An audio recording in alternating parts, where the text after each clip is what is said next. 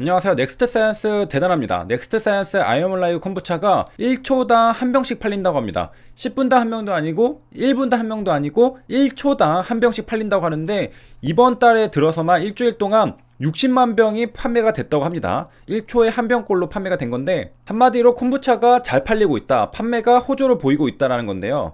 우리가 이전 라이브 영상에서 BTS가 콤부차를 언급하면서 TGN이라는 제품이 완판이 됐다는 것을 살펴봤었고, 수출도 몇 배로 폭발적으로 증가했다는 것도 봤습니다. 마찬가지로 넥스트사이언스의 프레시코 콤부차도 직간접적으로 수혜를 받을 거라고 예상해 볼 수 있었는데, 역시 많은 분들이 예상한 대로 실제로 굉장히 판매가 많이 되고 있는 뉴스 기사들이 최근에 쏟아지고 있습니다. 그리고 물 들어올 때 노를 젓는다고 프레시코 관계자는 올해 공격적인 마케팅을 바탕으로 아이몰라이브 콤부차의 판매량을 늘려 국내 콤부차 시장 전체의 확대를 이끌 것이라고 말했습니다. 그 다음에 실제로 여러가지 편의점, 푸드마켓, 음식점들의 콤부차들이 판매가 되고 있습니다. 그래서 외식 시장 진출도 본격화하고 있는데, 이달부터 직영점을 중심으로 아이몰라이브 콤부차를 미스터 피자에서 판매를 합니다. 그래서 콤부차의 새콤한 맛과 청량감이 기름진 피자와 잘 어울린다는 평가를 받고 있습니다. 콜라의 대체제라고 볼 수가 있겠습니다. 자, 여기 보면은 피자랑 콤부차를 같이 먹을 수 있다, 이렇게 나와 있는 거 볼 수 있겠는데, 미스터 피자 직영점에서 이제 판매를 시작합니다. 그래서 아이몰라이브 콤부차라고 적혀 있고, 이것은 애플베리 맛이네요. 자, 그래서 미스터 피자에서 콤부차를 도입해서 판매를 하는 겁니다. 건강 발효 음료 콤부차를 판매한다라는 건데, 자, 콤부차는 탄산음료입니다. 안에 탄산이 들어있어요. 그래서 당이랑 카페인 함량이 낮고 이제 저칼로리 음료를 찾는 소비자 사이에서 인기가 있다, 이렇게 말하고 있는데요.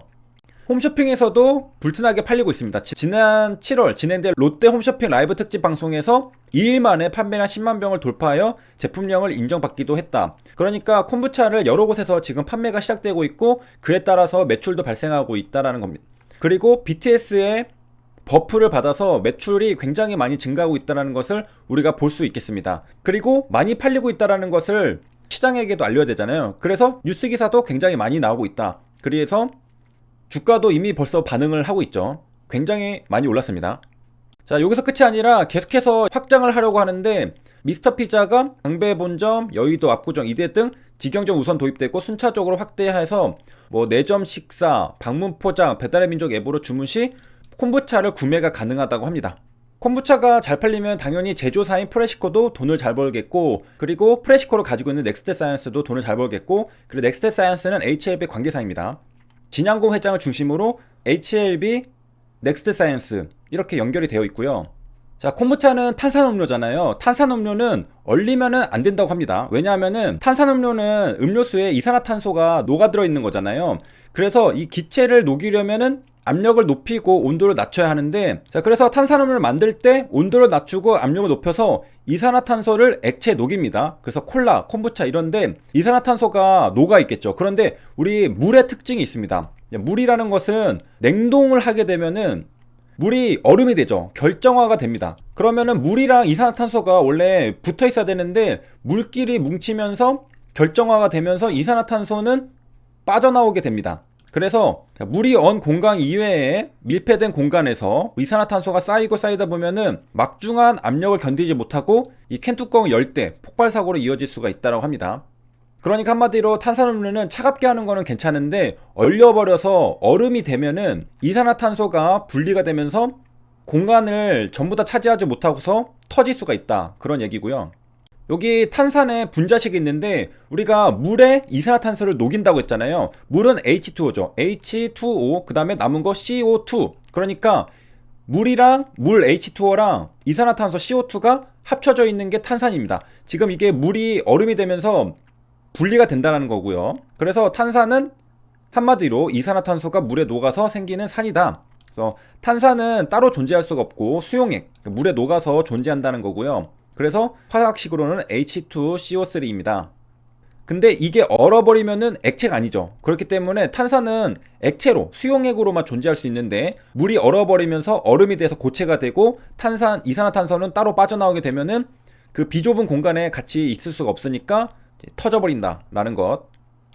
그래서 이산화탄소를 가압해서 물에 녹인 것이 청량 음료수로 사용이 된다. 그래서 우리가 탄산은 많이 봅니다. 맥주, 콜라 이런 탄산음료, 그런 식품 첨가물로 굉장히 많이 쓰이고, 자, 이 탄산가스는 누가 발견했느냐? 여기 조지프 프리스틀리가 발견했습니다. 언제 발견했냐면은 굉장히 빨리 발견했습니다. 1772년. 지금으로부터 굉장히 오래됐죠. 우리가 코카콜라가 몇 년이 된 회사인가 생각해 본다면은 탄산가스가 굉장히 발견된 지 오래됐구나 느낄 수가 있습니다.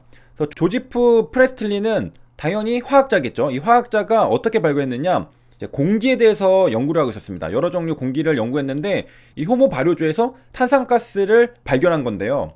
발효조라는 게 뭐냐면은 영어로 버킷 퍼멘터라고 합니다. 그래서 여기에다가 담아가지고 발효를 시키는 겁니다. 그냥 발효하는 통에서 탄산가스를 발견했다는 거죠. 자, 그래서 여러 공기에 대해서 연구를 하다 보니까 발효가 되고 있는 통에 보니까 어떤 게 있는 거죠. 그래서 발견했다는 것.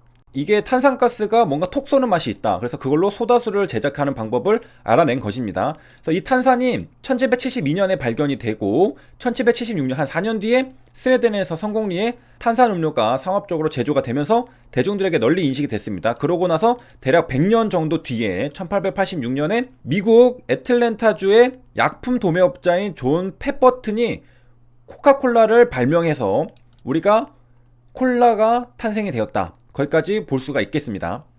그래서 우리가 이제 발효라고 하는 퍼멘트라고 하는 단어는 어원이 라틴어에서 왔는데 끓이다라는 뜻이 있습니다. 왜 발효라는 단어가 끓이다는 말에서 왔을까? 여기 보면은 발효가 진행 중인 장면을 볼 수 있는데 CO2의 발생으로 발효 혼합물 위에 거품이 형성되는 걸 볼 수 있겠습니다. 우리가 물이 끓으면 거품이 만들어지잖아요. 이 위에 이렇게 거품이 생기는 걸 보면서 이게 끓이는 것과 모양이 굉장히 비슷하잖아요. 그렇기 때문에 끓이다의 어원에서 발효가 나왔다라는 것을 우리가 어느 정도 이해해 볼 수가 있겠습니다. 발효되는 모습이 끓는 모습과 굉장히 흡사하다, 유사하다. 1772년에 이 조지프 프리스틀리도 효모 발효조, 효모로 발효하고 있는 통에서 뭐가 끓여지고 있는 것들을 발견한 거죠. 그게 탄산가스인데 그런 것들을 보고서 이거가 뭐가 있구나 발견을 했겠죠. 자, 그럼 발효는 도대체 어떻게 일어나는 거냐? 좁은 의미의 발효는 산소 없이 당을 분해해서 에너지를 얻는 대사 과정을 말합니다. 우리가 운동을 강렬하게 할 때 젖산이 발생하잖아요. 그런 것들도 산소가 결핍된 근육세포에서 우리가 에너지를 얻기 위해서 사용하는 방법이 발효입니다. 그래서 우리가 젖산이 발생을 하는 것이고, 발효는 보통 이제 효모랑 세균에서 일어나게 되죠. 자, 그래서 프레시코 홈페이지에서 콤부차 제조에 대한 설명을 볼 수가 있는데, 여기도 역시 효모를 사용합니다. 그래서 차를 우려낸 물, 녹차나 홍차 같은 곳에다가 설탕을 넣고서 효모를 넣습니다. 효모를 넣는 이유는 효모가 산소가 없는 환경에서 에너지를 만들고 싶어가지고 발효를 일으키는 거죠. 그래서 발효가 되는 겁니다. 효모가 들어가야 발효가 되는 것이고, 우리가 뭐 맥주 그런 것들도 생각해보면 되겠습니다. 그래서 한마디로 발효는 산소가 없을 때 당을 분해해서 에너지를 얻는 거다.